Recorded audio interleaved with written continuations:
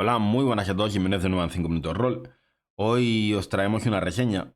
En esta ocasión vamos a hablar de La Maldición del Signo Amarillo, de John Wick, un libro que publica No Solo Roll este mes de febrero. Si todo va bien, debería salir el 26 de febrero. Y que se encuentra actualmente en preventa hasta el día 24 o 25. En una preventa que realmente a mí no es que me llame en especial, o sea, no es algo que haga que me decante por ella.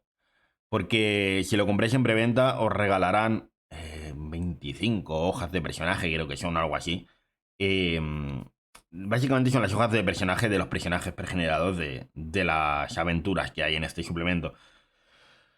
A mí no me llama por una simple razón. Yo soy jugador online, entonces a mí el material físico de este estilo no es algo que me motive a participar en algún sitio, ¿no? Las típicas metas de los Berkamis y de los Strike Goals y tal, que son cosas así, dados y todo esto, no es algo que a mí me llamen especialmente la atención, ¿vale? Pero bueno, si a vosotros os interesa, que sepáis que no sé si este vídeo saldrá antes de que se finalice la preventa, esperemos que sí, pero dependemos un poco de la programación del canal, que ya sabéis que es un poco llena.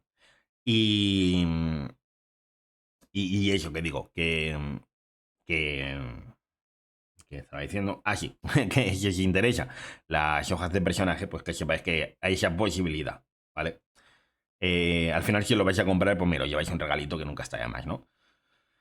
Dicho eso, quiero dejar claro una cosa, ¿vale? Antes de empezar. Sé que muchos de vosotros, igual si digo esto, vais a parar el vídeo o no vais a tomaros esta reseña como algo serio, ¿vale? Mm, y os digo que os pido que esperéis, que le deis una oportunidad al vídeo, ¿vale? Y que no os quedéis en el mensaje que voy a dar ahora. Mm, ¿Por qué digo esto? Porque normalmente nosotros en el canal cuando reseñamos algo suele ser material que hemos comprado nosotros, ¿vale? Tanto Love Psycho, que suele hacer reseñas de material en inglés que él ha comprado y tiene, como puede ser Curino, que hace muchas reseñas de mucho rol que tiene, ¿vale? También de rol gratuito, pero bueno, eso ya es un tema aparte. Eh, Hay un patrón en esto, claramente. Y es que, como podréis imaginar, al ser rol que nosotros consumimos y rol que compramos, tú no vas y te compras unos pantalones a una tienda y dices, oye, me voy a comprar esos pantalones porque no me gustan, pero me los voy a comprar para poder hablar de ellos o para poder enseñarlos por ahí. No. Nosotros cuando compramos rol ya vamos con la intención de comprar algo que nos guste. A veces te llevas sorpresas y algo que esperabas que te gustaba o que le tenías mucho interés te defrauda. Y entonces no te gusta. Y se habla de la reseña de ello o hay veces que te ha gustado tan poco que incluso no puedes ni leerlo. En ese caso, o sea, por ese caso, veis que las reseñas del canal es raro que hablemos mal de un juego. Aunque, si el juego nos ha gustado, pero tiene cosas malas, lo vamos a comentar, obviamente. No vamos a deciros que es todo maravilloso y todo perfecto, y cuando realmente no nos le ha parecido así. Siempre nos hemos caracterizado por ser muy sinceros en ese punto, y por no casarnos con nadie. ¿Por qué digo todo esto? Porque a mí este PDF, esta versión digital, me la ha mandado No Solo Roll, pero sin ningún tipo de contrato ni de guía de, oye, tienes que decir esto y aquello y tal, no sé qué. No, no. Me han mandado esto para que yo haga con ello lo que yo quiera. Podía habérmelo leído y quedarse en un cajón, bueno, en un cajón digital, o podía haber hecho cualquier cosa, podía haber hecho partidas simplemente con él, o podía haber hecho lo que estoy haciendo, una reseña. Si estoy haciendo aquí una reseña cuando sabéis que últimamente no las estaba haciendo, las estaba haciendo más Love Psycho y Kurino, es sencillamente porque el libro me ha gustado mucho. Y cuando estaba leyéndolo ya he dicho, oye, me apetece hablar de esto. ¿Vale? Y pedí a Lofseco que me hiciera el overlay para hacer la reseña. Así que quiero que conozcáis eso. Quiero ser sincero con vosotros y quiero deciros que este es un producto que me ha mandado una editorial, que no había ningún tipo de contrato antes y que yo hago esta reseña porque parto de la base de que a mí me ha gustado. Y por eso lo hago. Si no, me cuesta mucho leer cosas que no me gustan. ¿Vale? Dicho eso, y no me enrollo más, ¿qué os vais a encontrar en La Maldición del Signo Amarillo? La maldición del signo amarillo es un compendio de 3 escenarios escritos por John Wick. John Wick es el autor de Séptimo Mar o del libro, un libro que también publica No Solo Rol, que se llama Juega Sucio. Yo he de reconocer que no había leído nunca a John Wick. He leído extractos del Juega Sucio, que se comparten por redes y tal. Me gusta la manera en que lo ha escrito, ese tono irónico que suele usar, pero obviamente son extractos que pueden estar sacados de contexto y nunca los he tomado muy en serio. ¿Vale? ¿Qué es lo que me ha pasado con la maldición del signo amarillo? Al empezar a leerlo, me di cuenta de que me enganché muchísimo. Y me enganché por la manera tan directa y natural que tiene de escribir. Es como, la sensación que tienes es como si estuvieras hablando directamente con él. Y como si pudiera ser cualquier otro rolero que te está contando cómo dirige él partidas. O cómo ha jugado la última partida que jugó con su grupo de amigos. Esa manera de hablar, mezclado con ese humor que tiene, me hizo engancharme enseguida a la lectura. La maldición del signo amarillo cuenta con 3 sistemas para jugar esos escenarios. Los sistemas son hitos, un sistema que ha incluido no solo rol, y del que hablaremos al final de la reseña, porque es donde se tratan los sistemas, al final del libro. Hay otro sistema que es el sistema de la llamada, ¿vale? No es la llamada séptima, ¿vale? Podéis jugarlo con Tulu de 100, que es un juego gratuito, o es el sistema de ediciones anteriores, de Primigenia, de todas estas ediciones. No se especifica en ningún sitio del libro qué edición es, ¿vale? Pero aquellos que seáis jugadores habituales de la llamada, os daréis cuenta por ciertas cosas. Yo no me di cuenta porque no soy jugador habitual de la llamada, ¿vale? Pero comentándolo con gente que sí lo es, me hicieron notar, mira, esta cosa que sale aquí, lo de las tiradas enfrentadas y todas estas cosas, es algo de ediciones anteriores. No es de séptima. Entonces, deciros que este libro no está escrito para séptima. ¿Vale? Y luego el tercer sistema es un sistema que llaman innombrable, que es un sistema que proviene de otro sistema. ¿Vale? Que ahora no recuerdo, pero luego os lo diré porque no recuerdo exactamente el nombre que tenía. El tema es que mm, durante la aventura vamos a encontrar durante los escenarios, y ahora veréis por qué digo estos escenarios, nos encontraremos algún punto donde nos piden una tirada. Esas tiradas vienen definidas en los valores para la llamada de Tulu y para hitos. ¿Vale? Para el sistema innombrable no se menciona, pero lo explican al final. ¿Vale? Explican el sistema y te dicen por qué no se menciona. No es porque tenga menos importancia, ¿vale? Pero bueno, como digo, hablaremos de ello hacia el final. Quiero hablaros primero del tema de arte y maquetación del libro. Mm, Hay una cosa en la que nosotros nos damos cuenta muy rápidamente del arte de un juego, y es que necesitamos hacer portadas y fondos de pantalla y overlays y tal para las reseñas y todo esto, ¿no?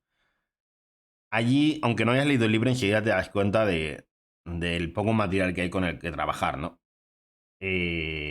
Recuerdo que cuando Love Psycho, que es el que hace los overlays del canal, tuvo que hacerlo, eh, se las vio y se las dejó. ¿Vale? Eso ya nos dice mucho. Pero bueno, yo que lo he leído, os puedo decir que el arte brilla por su ausencia. ¿Vale? Es un libro que la portada me parece muy bonita y muy llamativa, pero el interior es en blanco y negro. Es una maqueta, una columna, pero una maqueta extremadamente sencilla, en la que tiene como una especie de fondo que parecen como papeles desgastados, papeles antiguos o incluso papiros, que están un poco estropeados por los bordes. Y el arte se limita a las imágenes de la hoja de personaje y a algún que otro mapa que cuando lo veáis realmente parece que esté incluso dibujado a mano por John Wick en la propia partida. Es...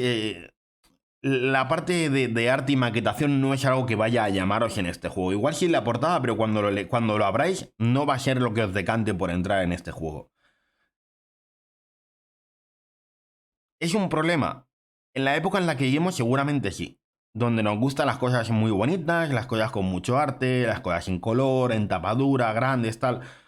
Eso nos llama mucho. Pero realmente, cuando tú vas a coger un libro que trae aventuras, escenarios o casos de investigación, mmm, lo bueno debería estar en eso. No en que sea muy bonito, sino en lo bien escritas o lo interesantes que sean las aventuras para llevarlas a mesa y que cuando tú lo leas digas, "Hostia, pues me apetece dirigir esta partida". ¿Vale? En ese caso creo que cumple con lo que promete. Porque yo al leerlo, tal como lo estaba leyendo y al acabarlo, solamente estaba pensando en voy a dirigir estas partidas. No sé cómo, no sé cuándo, pero quiero dirigir estas partidas. Porque me han gustado mucho. Dicho eso, os voy a decir, el libro es un libro que tiene unas 200 páginas, 204 concretamente. Y nos empieza con una introducción escrita por John Wick, en el que ya nos marca un poco el tipo de humor que tiene, en el que empieza hablándonos de que voy a dedicar unos cientos de palabras en decirles unas cosas. Solamente unos cientos, especifica. Cosa que realmente creo que cumple. Habla bastante. Lo primero que nos deja claro es el tema de los escenarios. ¿Vale? ¿Por qué este libro son 3 escenarios y no son aventuras, no son misterios, no son casos a resolver? Porque se quiere desmarcar mucho de esas palabras. Se quiere desmarcar de las aventuras de la llamada de Tulu más clásicas. Él nos comenta que quiere que se basa más en el mundo de Robert Chambers, el autor del Signo Amarillo y todas estas cosas, eh, y en su visión de los mitos de Tulu, y no tanto en la visión, perdón, de H.P. Lovecraft. Mm, que son dos visiones totalmente diferentes a la hora de explicar o de hablar sobre esos mitos. Mm, sin ir más lejos, por entrar un poco más en materia, la visión de Lovecraft nos habla de que es un universo frío, distante, extraño. El horror entre las estrellas, ¿no? Si hay un dios, no sabe ni que existimos. Somos simplemente, pues, pequeños personajes, pequeños puntitos que no tienen ningún tipo de interés y que nos vemos involucrados en planes mucho mayores. Pero para Chambers es diferente. La existencia de Dios primero es innegable. Y no solo existe, sino que sabe que existimos. Y además le resulta tremendamente divertido jugar con nosotros. Somos como un juguete para un niño. Sí que nos habla también de que la visión de Chambers a veces es extremadamente religiosa o cristiana y de ese punto se separa un poco más, no le acaba de gustar tanto.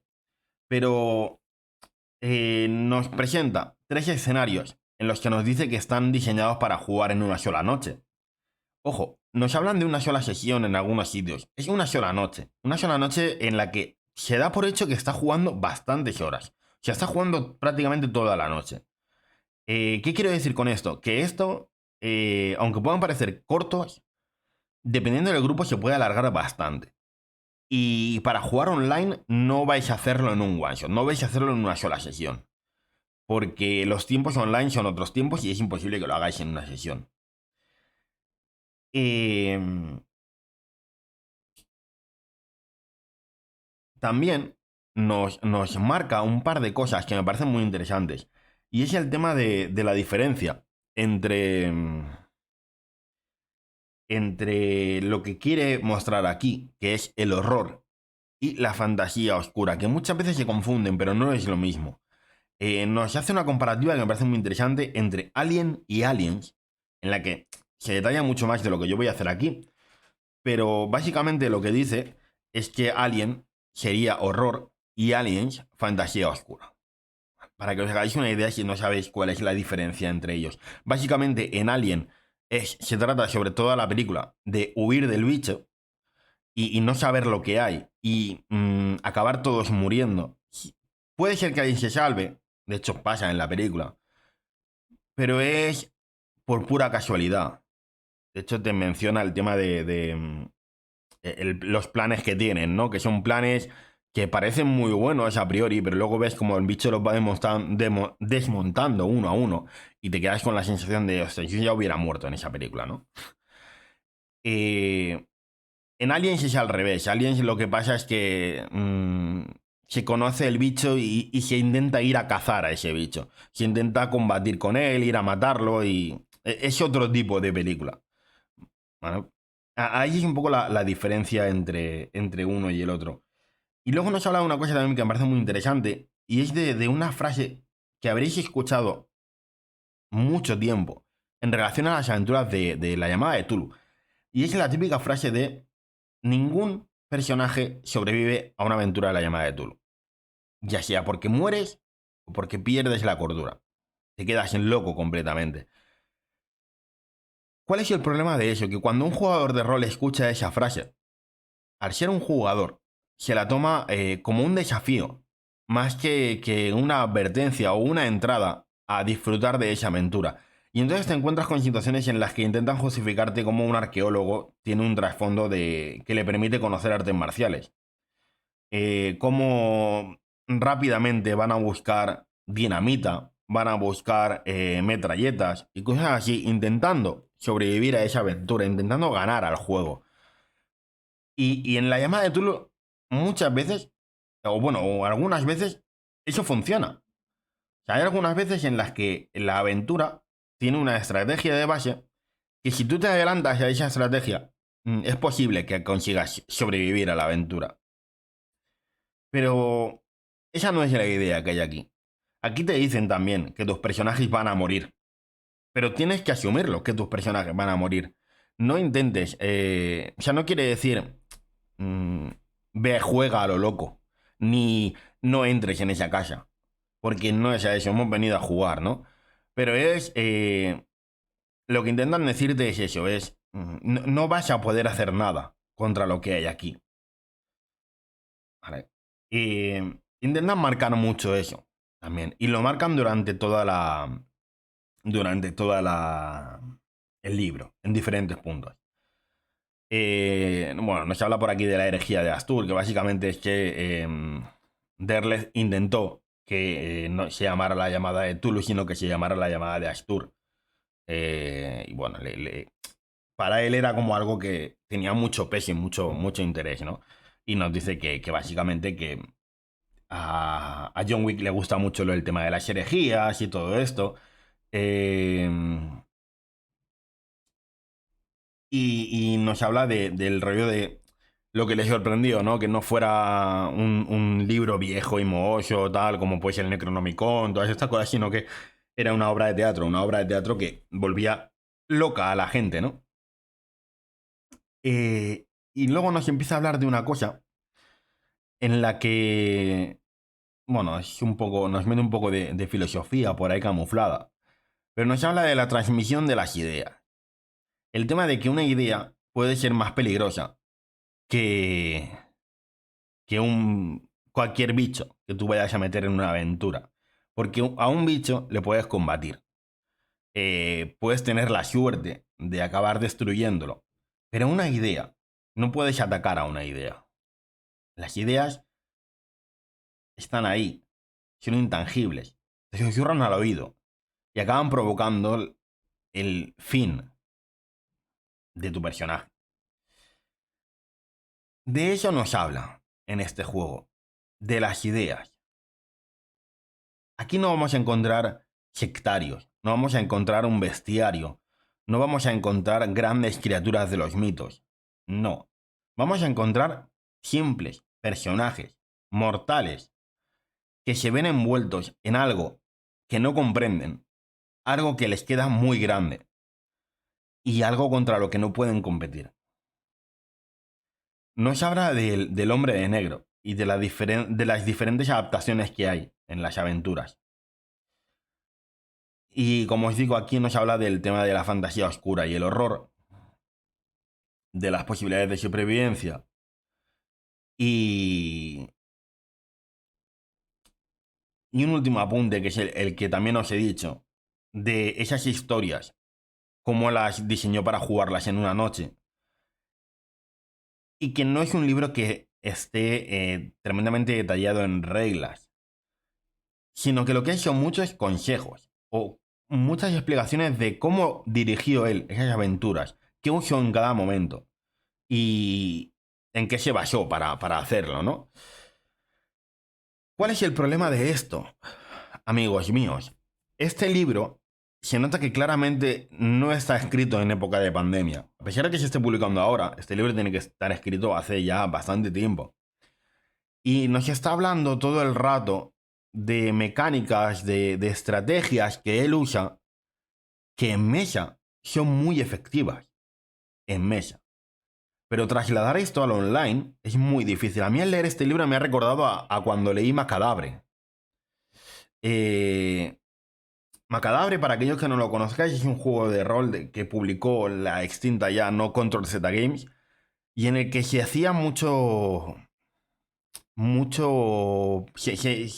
hincapié en el máster tenía que vestirse de cierta manera, jugar casi a oscuras, en un ambiente claustrofóbico, con la temperatura alta.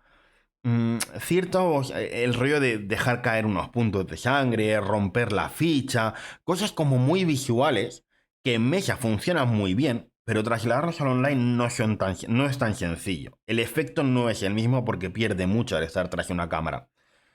Es cierto que en Macadabre, o Macadaf, o como se diga, porque es francés, te venían algunos consejos para si vas a jugar este juego online, hazlo así o hazlo así. Aquí no vais a encontrar eso.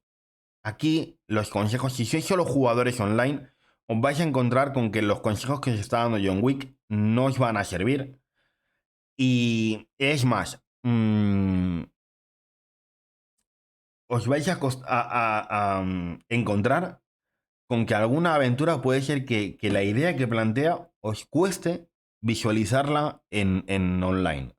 El de saber si la vais a poder dirigir o trasladar al online es muy difícil. Pero son aventuras que en mesa van a funcionar tremendamente bien. Eh,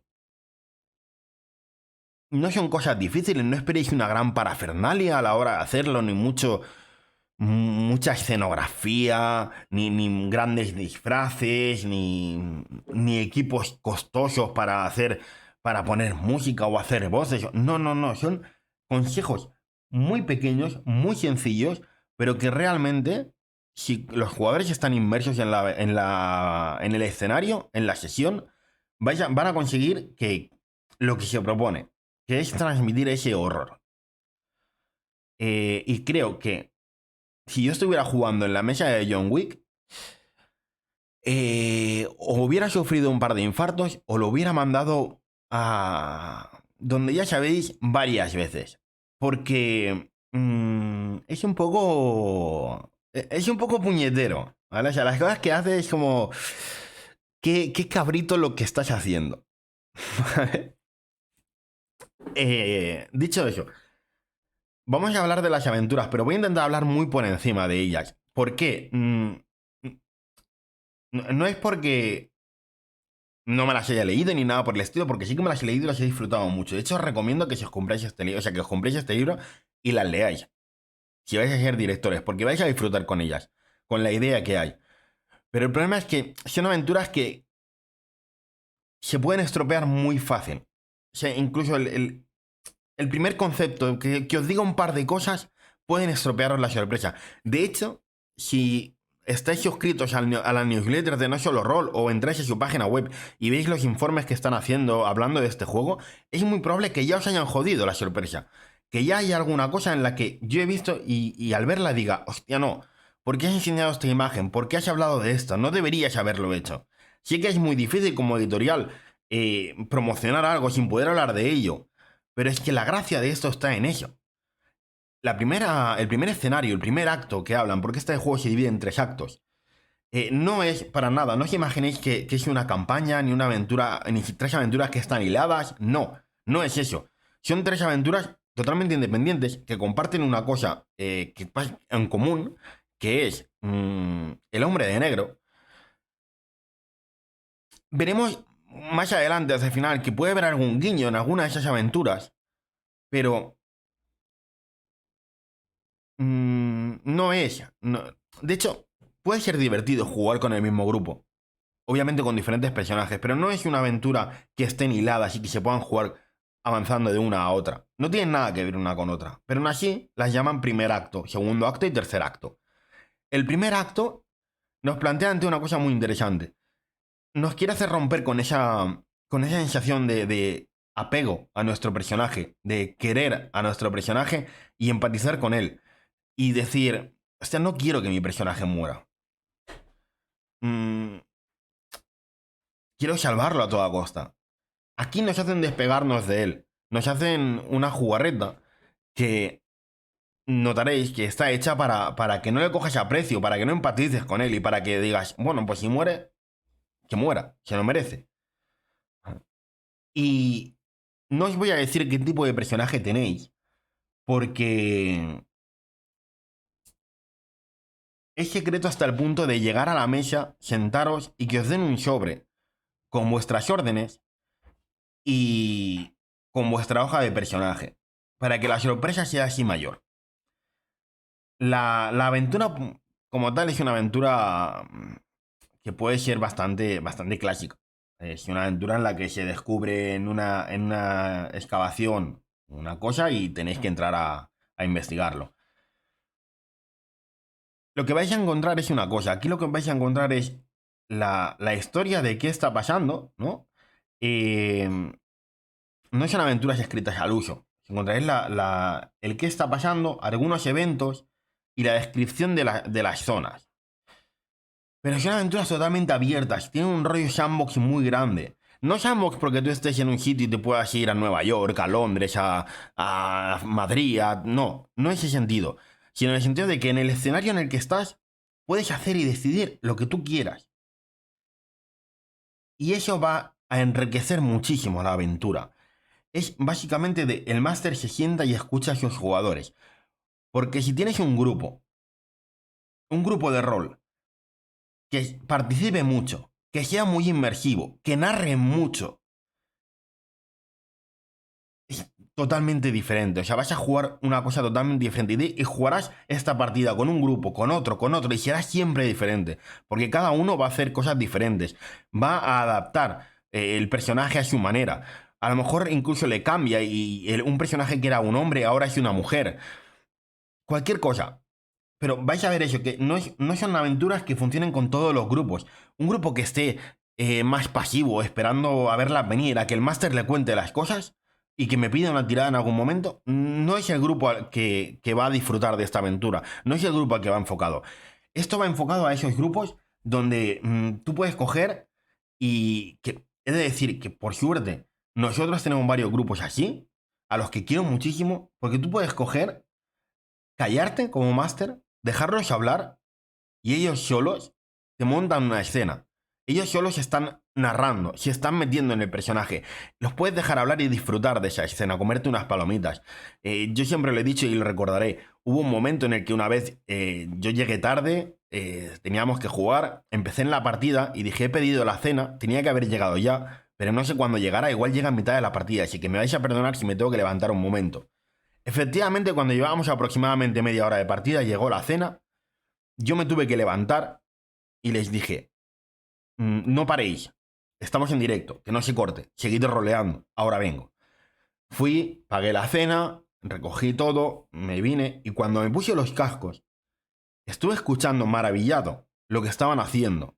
La narración no había parado para nada, seguían metidos en sus personajes, no hubo un parón para hacer chascarrillos, para hacer risas, no, siguieron narrando en una escena en la que interpretaron a sus personajes y se metieron muchísimo y hablaron sobre las relaciones entre ellos y fue flipante. Yo ahí descubrí y dije, la suerte tan grande que tengo con este grupo de jugadores. que los puedes dejar solos. Y de hecho a mí me pasa muchas veces. A mí hay partidas que se me alargan muchísimo porque me es imposible no quedarme maravillado cuando los veo narrar y me quedo absorto y los dejo que hablen. Porque creo que enriquece mucho la aventura y cambia muchísimo lo que yo tenía en mente con lo que al final acaba pasando. Pues ese es el grupo que más va a exprimir este juego. Porque aquí no te dicen cuando si van a tal sitio va a pasar esto, tiene que pasar esto de ir a A, luego a B, luego a C. Si han ido primero a C antes que a B, pues pasa tal. No, no, no.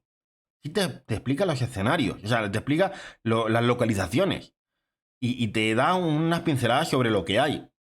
Pero luego son los jugadores los que van a interactuar con ellos. Y ellos van a decidir si quieren ir primero a tal sitio o al otro, o si ni siquiera quieren ir a un sitio. O a lo mejor la aventura se te queda simplemente en la entrada, porque los jugadores no quieren entrar, porque se pueden hablar, se pone la cosa tensa y acaba yéndose de madre en la entrada y ni siquiera han entrado donde tienen que entrar. Pues puede pasar. Y no pasa nada, y la aventura va a ser tremendamente buena con eso. Esa es la gracia de esto. Eh, Voy a intentar pasar rápido para que no haya mucho spoiler. Como podéis ver aquí os habla lo que os he dicho, las localizaciones. Mm, y luego nos habla de los consejos. Esto lo tendréis en todos los escenarios. La atmósfera que intenta usar, que como veis, o cuando lo leáis, veréis que es muy de cosas de jugar en mesa. O sea, de usar poca luz, usar velas, os dice que, bueno, él prefiere alegarse de fuego si tenéis otro tipo de iluminación mejor, pero que sea eso, poca iluminación, controlar el tono de la voz, eh, em, transmitirles el ambiente en el que estáis, si estáis en una jungla, si estáis en un hotel gélido, todas estas cosas, ¿no? Pues intentar transmitírselas. De hecho, hay una cosa que me parece muy interesante y creo que es la primera vez que lo veo y espero que esté porque tengo muchas ganas de dirigir esta primera aventura y en la web de No Solo Roll te comentan que va a haber una pista de audio mm, que tiene ciertas cosas, ciertos elementos que va a pasar en una serie de minutos y que cambian un poco, ¿vale? Te hacen como descolocarte un poco de, hostias, ¿qué está pasando, no? Eso tiene que estar súper guapo. A mí me mola muchísimo. Y creo que es la primera vez que lo veo en No Solo Roll y tengo unas ganas tremendas de descargarme esa pista de audio, escuchar qué son esos cambios y montar la partida. O sea, de hecho la partida la tengo ya casi montada a espera de esa pista de audio y poco más. Mm, Nos sale una cosa muy graciosa. Y es el tema de cuando nuestro personaje muere. eh, Cuando nuestro personaje muere, no. Muchas veces no acaba ahí la aventura. Para nosotros. Vale, no voy a hablaros mucho más por el tema de spoilers. Pero veréis que es muy chulo cuando pasa eso. Estas son las fichas de personaje. ¿Vale? Las fichas de personaje os vienen con valores como podéis ver una imagen, el nombre del personaje, los valores para la llamada de Tulu, los valores innombrables que se mencionan del sistema innombrable y los valores para hitos, ¿vale? Junto a un breve trasfondo. Eh, Generalmente se repite eso en todas las aventuras, pero es cierto que ha habido una de las aventuras, creo que es la segunda, sí, la segunda, o no, perdón, era el tercer acto. En el tercer acto me ha resultado un poco lioso, porque me ha dado la sensación de que no estaban bien ordenadas, de que se les ha como mezclado las hojas y hay un poco de... O sea, la sensación es un poco caótica, ¿vale? Y a mí como lector me ha costado seguir el hilo en esos personajes pregenerados. Pero bueno, imagino que no es algo que vaya a cambiar, porque ya creo que ya está mandado a imprenta si sale la semana que viene. Pero creo que al final en un PDF es fácil desmontarlo, organizarlo de una manera mejor y tenerlo. ¿Vale? Al final, como son las hojas pregeneradas de personajes, también podéis incluso imprimiroslas o si tenéis las de la preventa y ordenarlas como queráis. ¿Vale? No es algo que afecte muchísimo al desarrollo de la aventura ni nada por el estilo, pero son datos interesantes que tienes que saber y como que se pierden un poco por tal y como están presentados, ¿vale? Este, como os digo, es el mapa. Como veis, es un mapa súper sencillo, que esto tiene toda la pinta de estar hecho a mano. O sea, es que no me fastidiéis, esto está hecho a mano claramente. Esto de aquí, de los nombres, está hecho más a ordenador, pero porque ya ha traducido. Pero esto es el mapa que usó él en la partida con sus jugadores. Mm, bien, ese es el primer acto. Luego nos habla del segundo acto, el coro del rey. El segundo acto nos plantea un escenario totalmente diferente, en el que aquí lo interesante es que todos los jugadores van a conocer una cosa. Perdón, ha sonado el teléfono. Vale.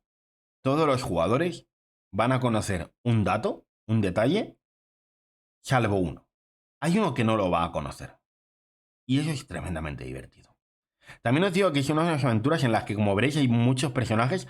Y yo he estado mirando, porque a mí no me gusta jugar online más de 4 personajes, como mucho 5. Y hay aventuras que tiene bastante más, tiene igual 6, 7 personajes. Y he intentado buscar, bueno, habrá alguno que igual si no está, se le puede quitar, no pasa nada. Es difícil tomar esa decisión porque todos están muy bien metidos en la historia. Y al final, si los tienes como PNJs, no van a brillar lo suficiente, ni van a aportar lo suficiente. Y tenerlos por ahí danzando un poco, pues no tiene mucho sentido. Y es muy difícil decidir. O sea, es fácil decir, vale, este seguro que tiene que estar. Hay 2 o 3 que dices, es seguro que tiene que estar. Porque además van a dar mucho juego.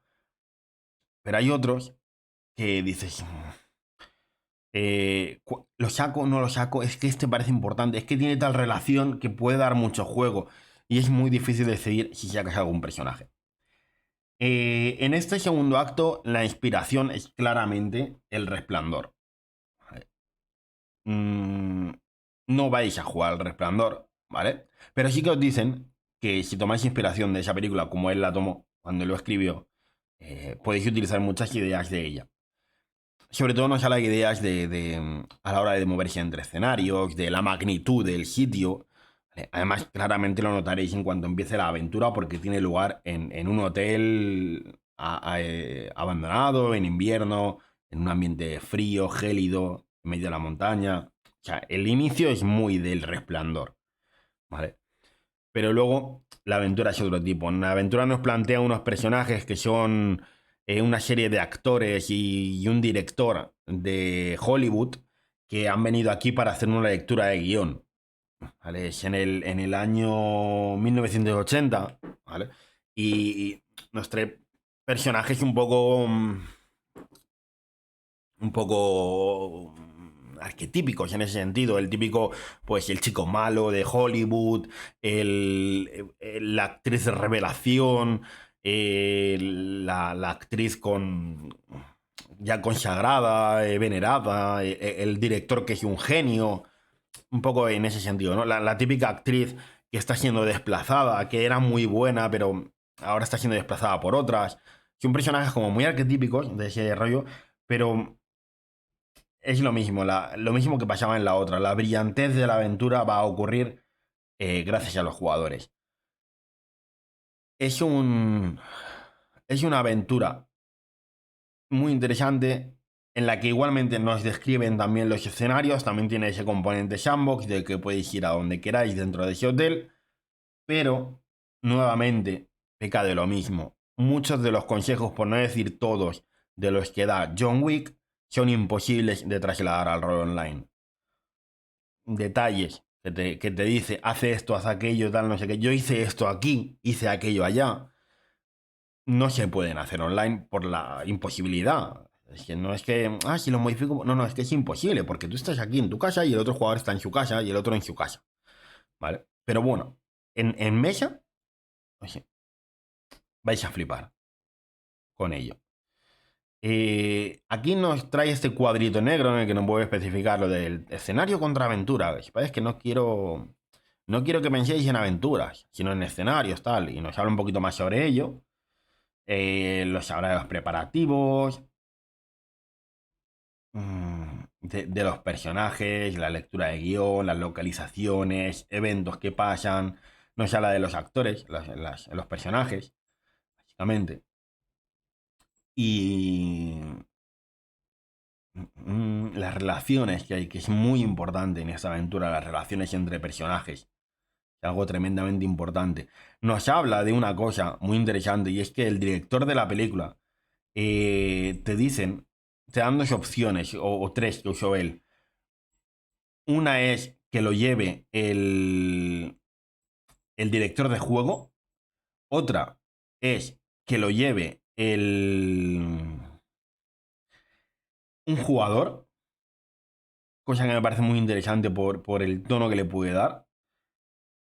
Y la otra es que ese jugador esté compinchado con el máster, que sepa algunas cosas y que le diga. Que le diga, o sea, que el máster le comente, incluso le deje leer la aventura y que sepa por dónde van a ir los tiros para que pueda ayudarte a jugar con los personajes. Nos voy a hablar de técnicas para el guardián. Vale. En esta, por cierto, a diferencia de la otra, que tú llegabas a la mesa, te sentabas y te daban tu personaje metido en un sobre, en esta es al contrario. Te dicen que deberían de tener los personajes una semana antes para poder meterse en ese personaje, poder conocer bien a su personaje y leer el trasfondo de ese personaje, para saber cuáles son sus relaciones, cómo interactúa con los demás y poder interpretarlo de la mejor manera posible. En este sí que te dicen, el personaje se lo puedes dar antes de tiempo. Eh, sí que nos menciona, dentro de los consejos, pone mucho hincapié en el hotel, en cómo trasladar la sensación del hotel, la sensación de que nunca parezca que van por el mismo sitio, aunque sea el mismo sitio, ¿vale? No se habla de hecho de recursos que utilizaron en El Resplandor. Pues aunque parezca, aunque van por el mismo sitio, que nunca el camino para volver a la habitación sea el mismo. Jugar con la temperatura, jugar con las habitaciones, jugar con la magnitud del sitio. Nos aconsejan cosas sobre eso. Mm, incluso nos dice cómo, eh, cómo jugar con nuestros personajes, con los jugadores. Dónde atacar, dónde presionar dentro de cada personaje para que salten o para que la situación se descontrole. Nos hacen ver que nosotros somos el hombre de negro y vamos a tener que susurrar al oído de nuestros jugadores ciertas indicaciones, ciertos pensamientos, ciertas semillas que van a enraizar dentro de la psique del personaje y van a empezar a extender sus raíces hasta que prácticamente va a perder el control de su propio personaje y se va a dejar llevar por la locura. Nuevamente, como os digo, nos trae la ficha de personaje con los tres sistemas, ¿vale? Con la imagen y un par de conceptos. En esta aventura, permitidme, mira, hay uno, dos, tres, cuatro, cinco, seis personajes. Y como os digo, es muy difícil sacar a cualquiera de ellos. Luego viene un pequeño mapa del hotel, pero bueno, podéis utilizar ese mapa, no podéis no utilizarlo y jugarlo todo en el dato de la mente, o podéis utilizar un mapa cualquiera de un hotel que tengáis. Es una aventura que es muy fácilmente exportable a cualquier otro hotel, a cualquier otro sitio. No vais a tener problema por ello. Y luego nos presenta el tercer acto. El tercer acto me parece muy, muy interesante. Es súper chulo. Es Arquímedes desciende y nos traslada completamente del año 1980 en el que estábamos a un futuro. A un futuro totalmente alejado de donde estamos, un futuro en el que la humanidad está viajando a través de las estrellas y estamos a bordo de una nave que va a colonizar, a terraformar un planeta. Y nos habla de lo que pasa en esa aventura. De cómo se va a desembocar toda la locura, todo lo que hay de los personajes, el, los secretos que tienen los personajes de esa nave. Me parece una jugada muy chula, una jugada maestra. Conforme vamos perdiendo la cordura, vamos teniendo flashbacks y vamos... no flashbacks jugables, son como segundos o quizás un poco más largos, pero nos van diciendo cosas del personaje que van a empezar a salir a la luz y van a transformar a nuestro personaje por completo, la interpretación del personaje. Parece excelente. Y es una aventura que me molaría mucho dirigir. Uno de los problemas que veo es concretamente uno de los personajes. Una jugada que te dicen que hagas, que en online también es muy difícil de hacer. Se puede hacer, pero es difícil. Eh, pero si lo consigues, va a quedar de lujo. Nuevamente nos presentan una aventura con muchos personajes muy difíciles de descartar, pero quizá esta sea la más sencilla a la hora de descartar personajes. Porque entre sí no están tan fijas las relaciones. Entonces son todos personajes muy interesantes, pero si aquí descartas algún personaje no va a afectar tanto. No vas a notar que se está perdiendo algo. Entonces en ese punto se puede jugar con menos jugadores. Las otras sí que son bastante más difíciles de decidir con qué jugador, con qué personaje vas a, vas a descartar. Porque además requiere, por ejemplo, el segundo acto requiere modificaciones a la hora de las fichas de personaje por el tema de relaciones con otros personajes. A no ser que los metas como PNJ, que también puedes ponerlos como PNJ, ¿vale? Pero si no los pones, tienes que hacer modificaciones en la relación entre personajes y cosas así.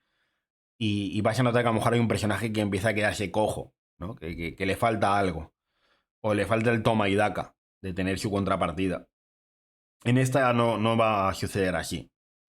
Es otro tipo de escenario, pero también me parece muy interesante. Vais a notar que estoy mencionando muy poquitas cosas de los escenarios, pero es que no puedo deciros más, porque a poco que os dijera, ya sería un spoiler. Y os voy a estropear la sorpresa. Y os recomiendo muchísimo que juguéis estas aventuras antes de leerlas, antes de dirigirlas, porque vais a disfrutar como enanos cuando descubráis los giros, el componente de locura, de terror, de horror, ¿dónde radica? ¿No? Esa idea que se instala en vuestra mente, parece brillante. Y nuevamente os digo, es una aventura que dependiendo del grupo va a ser muy diferente y va a brillar muchísimo si dejas que los jugadores narren y hagan suyo al personaje. Dicho ello, nos habla de la situación, de qué es lo que ha pasado, nos presenta a los personajes, nos presenta las mm, instalaciones, nos presenta también el único PNJ que va a haber, que es una inteligencia artificial. Esta es no os imaginéis un sintético de Alien ni nada por el estilo. Es una inteligencia artificial que está allí y está para hacer en algunos momentos la labor de ayudar a los jugadores o de guiarlos un poco. No para otra cosa. Y luego no voy a hablar de los consejos para el guardián, del tono, de la jugada que os digo que puede quedar muy bien, del tema de si hay una cuenta atrás, que la hagas realmente y pongas nerviosos a los jugadores mencionando esa cuenta atrás, de cómo interactúa la IA con los jugadores, las respuestas que da. Eh, Nos habla también a nivel mecánico de la habilidad de astronavegación que sustituye a orientarse en la llamada de Tulu. Y nos habla de un detalle muy interesante. Vais a ver que los jugadores todos han visto películas de ciencia ficción, series, leído libros, jugado a juegos, y van a intentar hacerte cosas que ni siquiera ellos saben lo que están haciendo. Y dice, pues no hay problema, pues que lo hagan. Que quiero reajustar el cachimbolo de tal cosa que hace la fusión de no sé qué. Hazlo. hazlo. No cierres a tus jugadores. Que quieren hacer tal cosa, pues que lo hagan. Al final, van a seguir estando en el mismo sitio. En una nave, en mitad del espacio. Da igual que aumentes la potencia del condensador de flujo o que la disminuyas. Vas a seguir estando en el mismo sitio. O sea que me parece muy interesante. Y que te da mucha libertad. No vas a estar constreñido por decir, no, es que, ¿qué pasa si aquí de repente activan el motor de hipervelocidad y no sé qué? Que lo activen. ¿Qué más da? Esta es la que os digo que los personajes vienen con esa colocación a la hora de colocar las fichas y tal, que en el PDF por lo menos me ha costado un poco más de seguir el rollo. A lo mejor en físico no pasa esto, ¿vale? No lo sé porque no lo he leído, pero me da la sensación de que alguna de las cosas sí que os la vais a encontrar, que en físico incluso os va a costar un poco, o vais a decir, esto porque está colocado aquí y no está en otro sitio.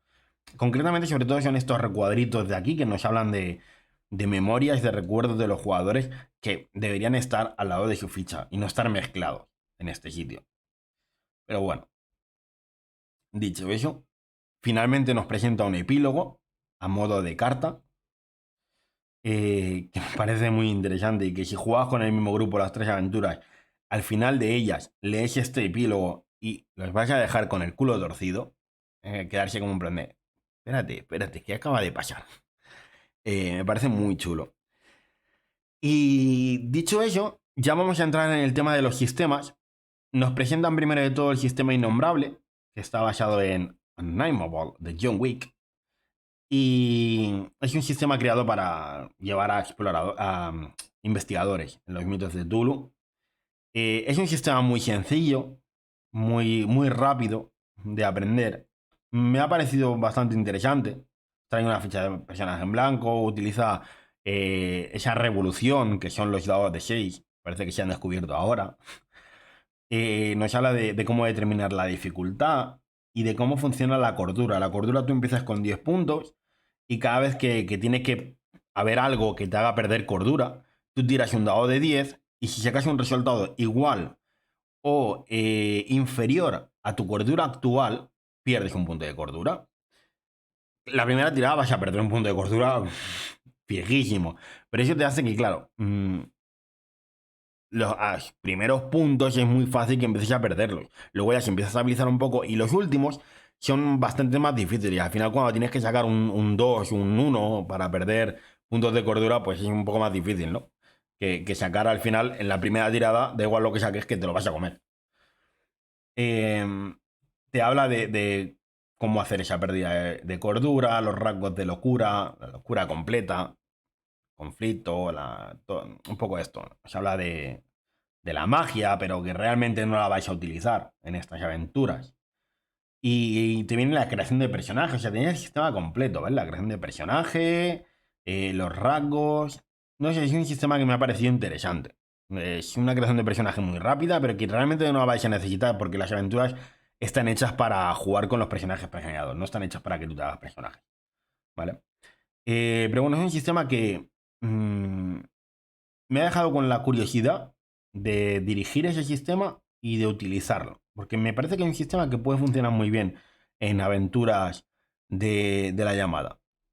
En aventuras relacionadas con los mitos. Puede transmitir muy bien ese punto. Con un sistema rápido, sencillo y bastante mortal.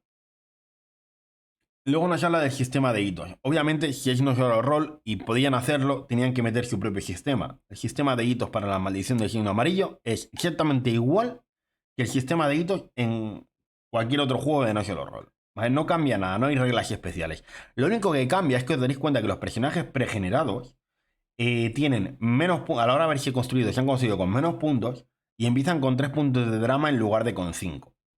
Eso es algo que si jugamos, o sea, nosotros que jugamos online, ya lo hicimos en un principio, lo de reducir los puntos de drama, porque en lo que dura una partida online era imposible que se gastaran esos 5 puntos. De hecho, los 3 ya muchas veces quedan largos. O sea que seguramente en esta aventura incluso bajaríamos los puntos de drama si jugáramos con hitos, ¿vale? Pero bueno, te hace esto. A mí la sensación que tengo es de que realmente las aventuras no sé con el sistema innombrable cómo funcionarán, porque no lo he jugado nunca, pero sí que he jugado mucho a Hitos, he jugado a Ocultos Innombrables, y tengo la sensación de que como mejor se va a jugar este juego es con el sistema de la llamada. Porque hay cosas, como por ejemplo una pérdida de cordura leve, en la que te dice que puedes perder un dado de 2, vas a perder 1 o 2 puntos de cordura. En Hitos te dice que vas a perder el dado menor. Es difícil, pero Hitos funciona con 3 dados de 10. Puede ser que ese dado menor vaya de 1 a 10. No es lo mismo perder 2 puntos de cordura que perder 8. Ahí cambia mucho. El tema de los daños también cambia mucho. Hay ciertas cosas que he visto que se puede jugar. No digo que no se pueda jugar, pero tengo la sensación de que hay ciertas cosas que, a pesar de que a la hora de conocer al personaje la ficha de hitos funciona muy bien, como he dicho muchas veces para los personajes pregenerados, porque tienen mucha información, hay otro punto a la hora de cómo está hecha la adaptación que tengo la sensación de que no va a funcionar tan bien como puede funcionar el juego con la llamada de Tulu. A pesar de que os vais a encontrar cosas que no pasa con el sistema innombrable, os vais a encontrar con que a lo largo de la aventura tenéis las estadísticas de cuando os pidan una tirada en los dos sistemas, en la llamada de Tulu y en Hitos. ¿Vale? O sea, es súper sencillo jugarla con uno o con el otro, ¿vale? No tenéis que hacer conversiones ni cosas por el estilo, pues ya está hecho todo.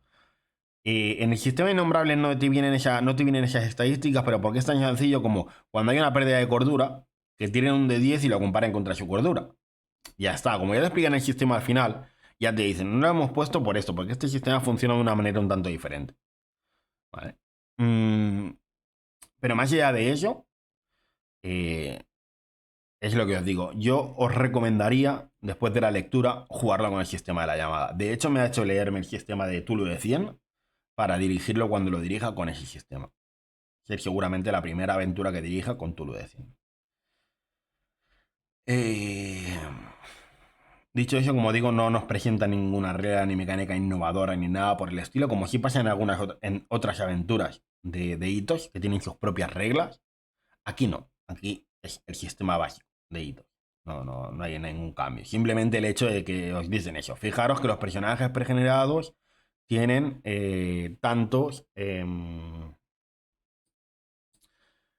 tantos puntos a la hora de crearse, tienen unas puntuaciones más bajas y utilizan menos puntos de drama y tal. Eso es simplemente lo que van a decir. Eh, con eso, con la explicación del sistema de hitos, que como siempre, como en todas las aventuras autojugables, es más que suficiente para jugar, no necesitáis otro suplemento, ni el básico de hitos, ni nada por el estilo. Viene todo el sistema aquí. Con eso ya podréis jugar perfectamente a la aventura. De hecho, una cosa que me parece muy interesante es que este juego trae 3 sistemas.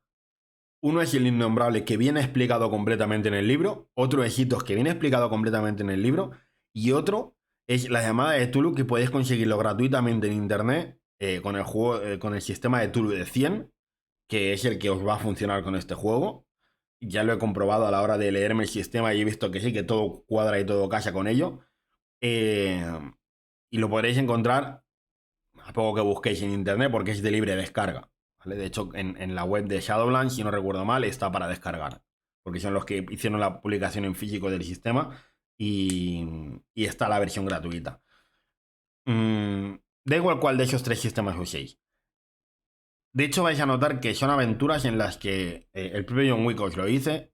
Muchas veces apenas se van a ver tiradas. O sea, tenéis un sistema ahí de apoyo por si hace falta. A mí me ha recordado a cuando yo dirigí Despertados. Yo utilicé el sistema de hitos porque lo conocía, vienen dos, no recuerdo cuál es el otro. Usé hitos porque lo conocía, pero fue un sistema de apoyo. Porque en toda la partida no hubo ni una tirada. Ni una, no hizo falta. Y fue una de las mejores aventuras que he dirigido en mi vida. Lo disfruté un montón, los jugadores también, fue súper inmersiva. Hubo un momento en el que podía haber salido una tirada y los propios jugadores dijeron, no, lo resolvemos narrativamente, porque en este momento, ¿para qué vamos a hacer una tirada ahora? Vamos a hacerlo narrativamente. Y quedó todo redondo. En estas aventuras os puede ocurrir lo mismo, que el sistema sea algo presencial, algo que está ahí de fondo, pero que no lleguéis ni siquiera a utilizarlo. Más allá quizá de la pérdida de cordura. O incluso, os comenta, ¿no? John Wick llegó a dirigirlas sin sistema estas aventuras. Y lo que dio fue directamente, por ejemplo, asumió que cuando pasaba algo, los personajes fallaban la tirada de cordura, automáticamente. Y porque favorece a la historia. Y va mejor que los jugadores se vayan volviendo locos a que vayan superando esas tiradas, básicamente. Entonces, se puede jugar sin sistema perfectamente. Solamente en narrativo. Como os digo y como habéis podido ir viendo, no me voy a enrollar mucho más. La maldición del signo amarillo es un juego que, o es un compendio de escenarios que yo os recomiendo muchísimo. A mí me ha gustado mucho, me ha maravillado, tengo muchas ganas de dirigirlo en el canal. Y no sé si podré dirigir todas las aventuras por el hecho que os digo de la conversión al online, pero me gustaría mucho hacerlo. De hecho, tengo ya pensado el grupo con el que me gustaría hacerlo porque creo que es un grupo que funcionaría mucho. Y como os digo, hay pocas cosas malas que os pueda decir del juego porque me ha gustado mucho. Me ha gustado cómo está escrito, me ha gustado las aventuras.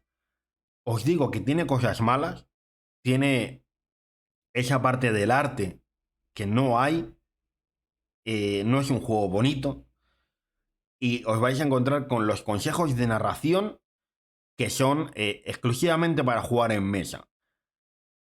Es un juego que no lo recomiendo para masters novatos. No es un juego de iniciación para nada, para ese máster. Porque va a tener que tirar de mucho, o sea, recurrir a muchas cosas que necesitarás herramientas, ¿vale? Y no es un juego para todos los grupos. Para un grupo pasivo que esté sentado a verlas venir, no es este juego. Este juego no es para vosotros. Es para un grupo muy narrativo, que se meta mucho en los personajes, que sea muy inmersivo, que le guste narrar a sus personajes y sentirse que son uno con él. Para ese tipo de jugadores es esta maldición del signo amarillo. Mm, no sé si ha quedado claro, si quizá me ha alargado demasiado, puede ser, pero espero que os haya quedado bastante claro y que hayáis podido notar la pasión con la que estoy hablando, que es totalmente sincera. Si habéis hecho caso a lo que os he dicho al principio del vídeo, habéis superado esa primera barrera de pensar de este PDF si no entregó no solo rol. Mm, y habéis confiado en mí para llegar a este punto de la reseña, habréis visto que la manera en la que hablo es una manera que utilizo solamente para cuando algo realmente me gusta. Y yo no os diría que esto me gusta si realmente no hubiera sido así. Y lo notaríais en el hecho de que yo, o sea, lo podéis notar en el hecho de que yo quiera dirigir esta partida. Si yo no me hubiera gustado, no me hubiera molestado en dirigir esta partida. A lo mejor lo hubiera leído, hubiera hecho la reseña hubiera sido más corta, no me hubiera mostrado tan emocionado y hubiera quedado ahí. Yo ya he cumplido, no me hace falta nada, pero no. Quiero traer esta partida, quiero enseñársela a mis jugadores, quiero disfrutar de ella. Y espero que eso lo hayáis notado a la hora de hablar. Eh, Al fin y al cabo, yo no intento venderos el producto, yo no me llevo ninguna comisión por ello.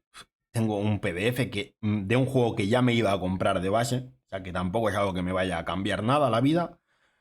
Eh, pero os recomiendo eso, os recomiendo que le deis una oportunidad. Que juguéis esta partida si podéis, antes de leerlo, antes de dirigirlo. Y si sois ese tipo de masters, ese tipo de jugadores, que os compréis la maldición del signo amarillo porque lo vais a disfrutar muchísimo. Me declaro totalmente fan de la manera de escribir de John Wick. Y como os digo, era la primera vez que leo algo de John Wick. Si siempre lo hace así, soy un fan absoluto. No lo sé si siempre escribirá así.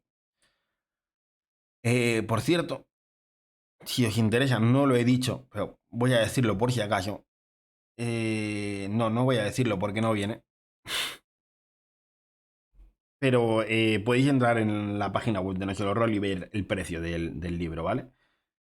Obviamente imagino que estará a la venta solamente el PDF, si os interesa y tal. Lo que sí que os voy a decir una cosa, y es que intentando leer las actualizaciones que está haciendo No Solo Roll de este juego, e incluso os diría más. La parte de detrás del libro, la contraportada en la que nos habla de la sinopsis, si podéis evitarla, mejor. sobre todo si sois jugadores.